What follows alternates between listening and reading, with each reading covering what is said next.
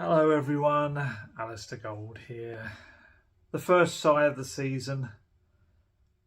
It's really difficult to kind of explain that match. I'm going to try to. But it reminded me of, there's this viral video I remember going round, I don't know, it's the internet, you've been framed, that sort of thing. It was an American kid opening up one of his gifts at Christmas. I think it was a book or something he didn't want. And he just looks at it, looks at his parents and goes, "What the heck is that?" And that was pretty much my feelings towards that match last night. It was just bizarre, honestly. Tottenham Hotspur do not do normal. They just can't do it. They're just incapable of being normal. Those who, critics of Romero, will say that this has been in the works, this has been coming, that he has been kind of flirting with the... of crossing the line, I guess, in matches, some of them this season. Personally, I think he's been wonderful. I think he's been superb. I think he's managed himself and his game brilliantly and used the best parts of it, used the aggressive front foot nature of it, but hasn't really stepped over the line for me. I mean, he's only had 2 yellow cards, which for Romero is just otherworldly. And he's led that team. He's kind of realised he's a World Cup winner. He's the most experienced player. Even though he's only 25, he's the most experienced kind of person in that back line in terms of Premier League experience and over most of them age. Postecoglou's praised him. His teammates have praised him. Pundits have praised him. He's nominated for Player of the Month for October, for goodness sake. On Monday night, last night, Cristiano Romero just regressed. He just went back to everything that was bad about him in the past. Immature, rampaging, wild and unreliable. Just the way he played. And it was so disappointing. Because that's the kind of stuff I felt was hopefully in the past. And I'm sure Postecoglou felt was, I guess, maybe we have to accept, because the way he played, you're going to have the odd night where that happened. But it just... he just kind of looked out of control from the early. So he was too hyped up, which is mad when you think about some of the games they've played already, like big games so far this season, including the North London derby. And you know, it was really kind of controlled for that game. Yeah, he had a handball against him, but that's not the kind of thing that happened last night. I mean, look, when you look at Romero, I've said it before, yes, he's someone that likes to leave his mark on people when he's tackling. I think I compared him to that kid in the playground that he used to just love clipping your ankles and your shins as well as taking the ball. It was like part of the fun. And it, you know, training at Hotspur Way, he's exactly the same. As I used to say about Eric Lamela, you wear your shin pads when Coutie's on the other side against you at Hotspur Way in a training session. You just do. He has this glee that he gets from wiping people out. On the football pitch. Honestly, just watch I've been there in attendance. I've watched training sessions where he's slid into people.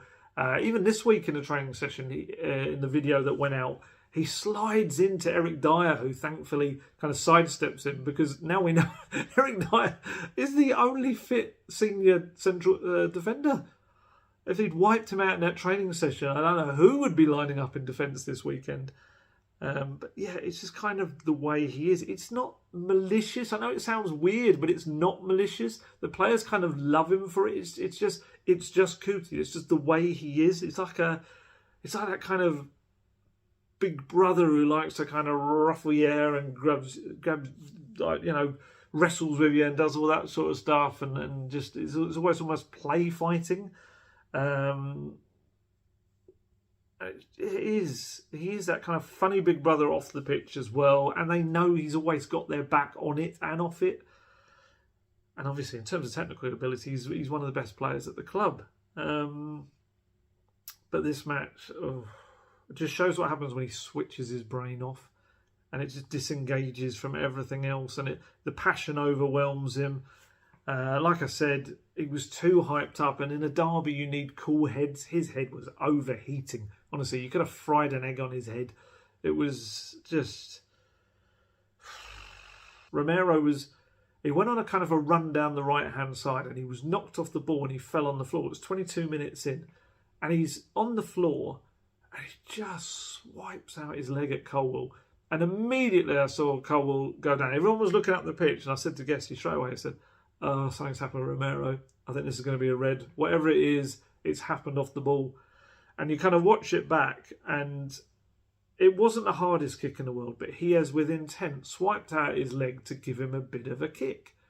And it doesn't matter that he, doesn't connect with the biggest kick, and then Colwell maybe goes down reasonably easy. I don't know. I wasn't on the end of the kick, but it was a red. It was a red for me. And I felt VAR it was almost more interested in the handball, because straight from that, I think it was the one where Sterling ran through and he handballed it on the way to putting it in the net. And it was almost more like, oh yeah, but we've got to rule out that goal. Don't worry about the other thing. Although, from what I was told, my boss Lee told me today that apparently Sky during the coverage said that the word from the VAR people, or the Referees Association, I can't remember where it comes from, was that it was deemed petulant and not malicious, which just made me crack up when he told me. He told me that mid-podcast earlier. Golden Guest Talk Tottenham podcast, if you don't listen to it. And I just find it bizarre. What's the difference? Was there still intent? So, as I said on the podcast earlier, can you just kick someone and and just shout as you do it, "Petulance"? Reminds me of Matt Berry from What We Do in the Shadows or IT Crowd. Petulance! Can you do that and kick them and it doesn't count because you're just being petulant? That's just another bewildering explanation for me. And yeah, so whatever way round, he got away with it. Most players in that moment would be like, "Phew, thank my lucky stars, I did not get sent off. I probably should have. Right, I'm going to take that very generous gift from VAR and a referee, and I'm going to crack on with this game and make everyone say afterwards, well, that's not fair. He should have been sent off, and he was brilliant after that. He was decisive." Not Christian Romero. Christian Romero saw it as an excuse to just keep cracking on with what he was doing. And it was, even barely 5 minutes later. And it was on his own countryman. It was on Enzo Fernandez. He launched into a tackle that was one of those where the rough and tough players, I think, tell themselves, I got the ball. It doesn't matter what happened next. Yes, it does. If you go in with that ferocity into a challenge and your foot comes through the other end straight into the player's leg, it doesn't matter. I mean, it's kind of similar to what happened with Curtis Jones, I guess, for Liverpool earlier in the season at the Tottenham Hotspur Stadium.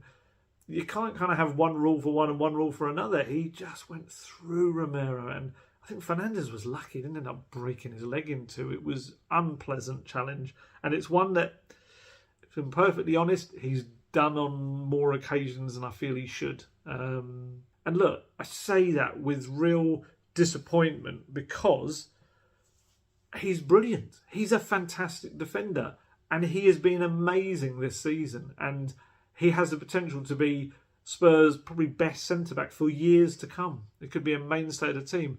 But when he has days like that, and he ends up ruling himself out of the next 3 games, including the one against Manchester City, I almost swore there, that's when I just get so frustrated with Christian Romero. It's such a shame. It's such a blind spot in his game. Romero, as one of the club's vice-captains, as the older head in the back line, I can't give him such leeway. I just can't. I'm so disappointed. I'm not angry. I'm disappointed. Yeah, such a shame.